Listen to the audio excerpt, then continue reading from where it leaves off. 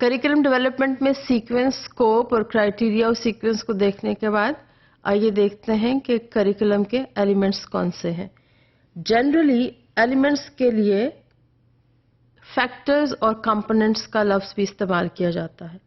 अगर हम narrowly define करें तो करिकुलम कंटेंट और एग्जामिनेशन के अलावा कुछ भी नहीं है, और अगर हम इसको वाइडर फील्ड में देखते हैं तो कंटेंट और एग्जामिनेशन के अलावा बेसिक मकासद पढ़ाने के क्या हैं, पढ़ने और पढ़ाने के या तदरीसी तरीक़ाकार कौन से इस्तेमाल किए जाते हैं, और कंटेंट का सीक्वेंस क्या है, यानी हम सिंपल से कॉम्प्लेक्स की तरफ जाते हैं और कॉम्प्लेक्सिटी पढ़ाने के साथ साथ बढ़ती जाती है।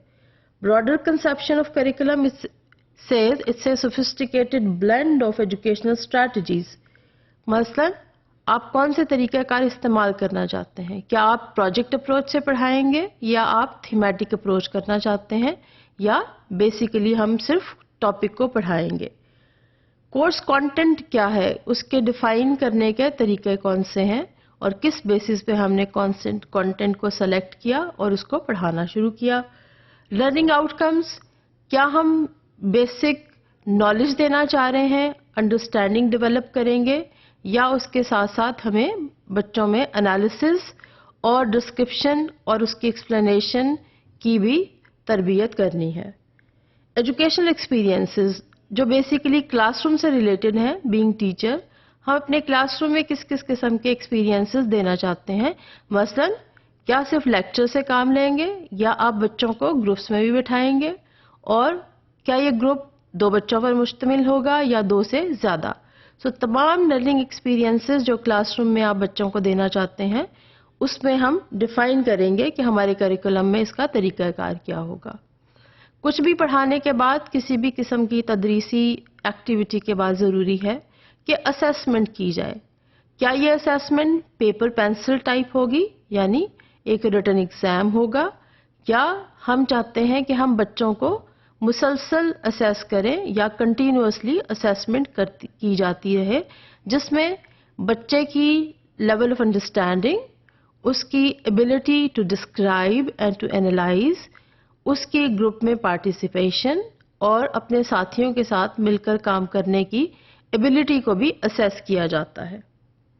इसके अलावा जहां हम पूरे कोर्स को देखते हैं, बच्चे की अपनी लर्निंग स्टाइल, एक क्लासरूम में 20 बच्चों के साथ क्या हर बच्चा एक ही तरीके पर सीखना चाहता है, या उसका कोई अपना लर्निंग करने का तरीका है जिस पे खास तवज्जो की जाती है?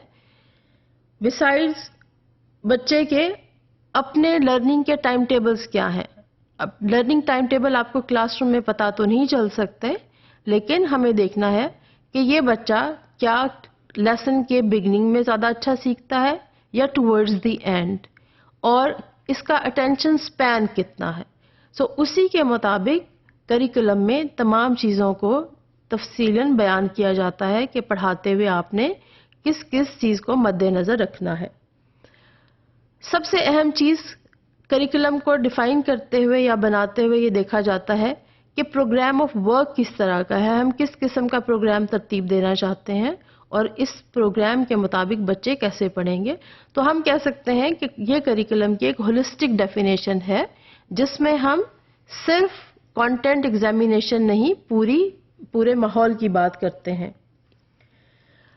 इसके साथ साथ ये बड़ा ज़रूरी है कि करिकुलम डेवलपर्स या डिज़ाइनर्स को ये जहन में रखना चाहिए कि करिकुलम बनाते हुए हमें देखना है कि कौन कौन सी चीज़ें हमें करिकुलम से एलिमिनेट भी करनी है या निकालनी भी हैं, क्योंकि वक्त के तकाज़ों के साथ साथ बढ़ती हुई तरक्की के साथ साथ बहुत सारी तब्दीलियां और इनोवेशंस आती रहती हैं।